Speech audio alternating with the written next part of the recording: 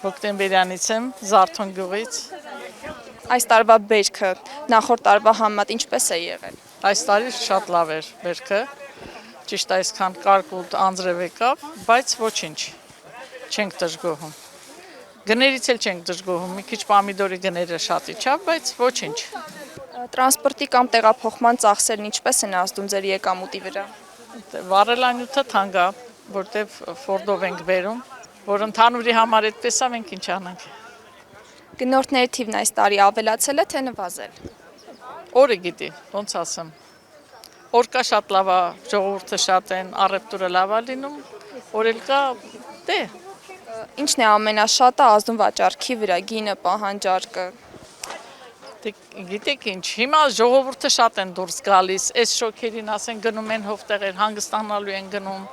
այս շոքերը մի քիչ նպաստում են, որ գնորդների քանակը քչացել է, Ըստ ձեզ պետությունը կաջակցի, որ վաճառվի կամ տղայիս ընկերները խանութներ ունեն, եթե պետք է լինում, ինքը հանձնում է բոլորը խանութներին։